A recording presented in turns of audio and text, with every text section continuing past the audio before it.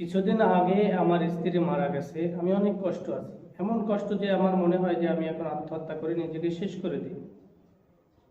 এখন আমার কি করার?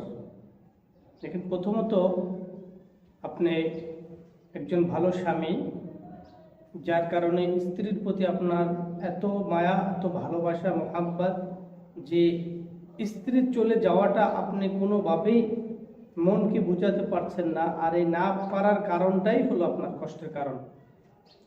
এখন এই কষ্টটা তো স্বাভাবিক। আপনি বেশি ভালোবাসছেন তাকে, বেশি আপনি প্রাধান্য দিয়েছেন, যার কারণে আপনি অত্যন্ত তাকে ভালোবাসার কারণে কষ্ট পাচ্ছেন। কিন্তু এর মানে এটা নয় এই কষ্টের কারণে আপনাকে আত্মহত্যা করতে হবে। আত্মহত্যা কোনো সমাধান নয়, বরং আপনি যেই কষ্টটা দুনিয়াতে পাচ্ছেন এর 1000 কোটি গুণ বেশি জাহান্নামের কষ্ট।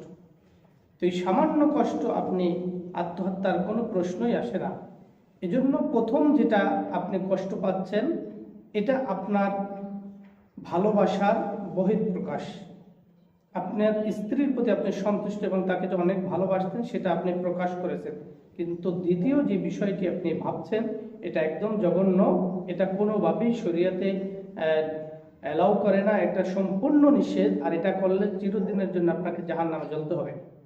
অতএব আমি একটা সহজ সমাধান দেওয়ার চেষ্টা করি।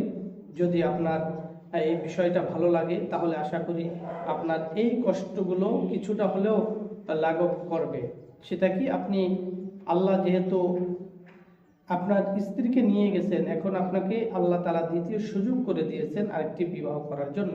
এই জন্য যে কোনো একজন মহিলা অথবা কোনো মেয়ে, অর্থাৎ কুমারী অথবা যার বিয়ে হয়েছে, তাকেও আপনি বিয়ে করতে পারেন। এমন অনেক মহিলারা আছে যাদের স্বামী হারা, তাদেরকে করলে আরো ভালো, কারণ সেও একজন স্বামী পেল, আপনিও একজন বউ পেলেন।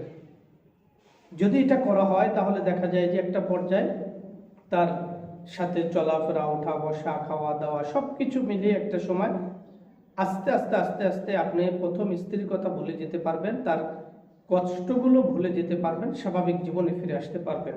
তাহলে এটাই হবে আমার মনে হয় আপনার সবচেয়ে ভালো সমাধান। আর যদি আপনি মনে করেন যে না, কোনো কারণেই বিয়ে করতে পারছেন না, তাহলে আপনি আপনার বন্ধু বান্ধব বা যে কোনো জায়গায় গেলে মানুষজন বেশি থাকে এমন মানুষের সাথে, ভালো মানুষের সাথে চলাচল করেন। ইনশাআল্লাহ আস্তে আস্তে আপনি সেই শোকটা কাটিয়ে উঠতে পারবেন। অনেক সময় দেখা যায় যে বড় বড় শিক্ষিত ছেলেরা এবং টিচাররাও এমন অবস্থা হয় যে তারা ইসলাম বিদ্বেষী হয়। এর মূল কারণটা কি? এর মূল কারণ কি? অনেক বেশি শিখে ফেলেছে এজন্য তারা কোরআনের বিরোধিতা করে বা কোরআনকে অবমাননা করে? মূলত এটা নয়। মূলত বিষয় হলো, যেটা মূল সেটা হলো কোরআন এবং হাদিসের যে শিক্ষাটা তার ভিতরে দেওয়া হয় নাই।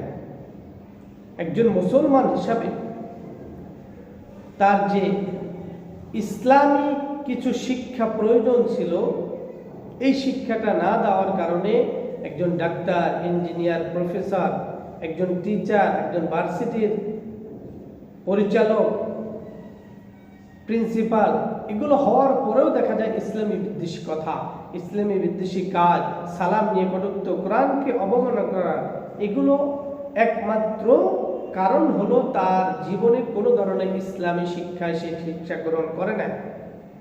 প্রাথমিক যে ইসলামী শিক্ষাটা প্রয়োজন ছিল, এই শিক্ষাটাও সে শিখে নেয়, এই শিক্ষাও সে গ্রহণ করে নেয়। এই গ্রহণ না করার কারণে একটা পর্যায়ে যখন দেখে যে পড়তে পড়তে উপরে চলে যায়, তখন মনে করে যে নিজেই সবকিছু, নিজেকে নিজে তখন খুব বড় মনে করে। আর এই বড় মনে করাটাই হলো তার জীবনের সবচেয়ে বড় কাল, সবচেয়ে বড় ক্ষতির কারণ, সবচেয়ে তার জীবনের বিপজ্জনক এই নিজেকে বড় মনে করাটাই। তখন আল্লাহকেও ভালো লাগে না, নাউজুবিল্লাহ, রাসূলকেও ভালো লাগে না, কোরআনকেও ভালো লাগে না, হাদিসকেও ভালো লাগে না, অর্থাৎ ইসলামের কোনো কিছুই তার ভালো লাগে না। সব কিছুই সেকুলার, সব কিছু বিধর্মীদের রীতি নীতি, সব কিছু তাদেরটা সে গ্রহণ করে এবং তাদেরটাই সে ভালো, তার কাছে ভালো লাগে। এজন্য একজন আদর্শ মানুষ হতে হলে তার কোরআনের কিছু শিক্ষা লাগবে, হাদিসের কিছু শিক্ষা লাগবে, না হয় সে কখনোই একজন আদর্শ মানুষ হতে পারবে না।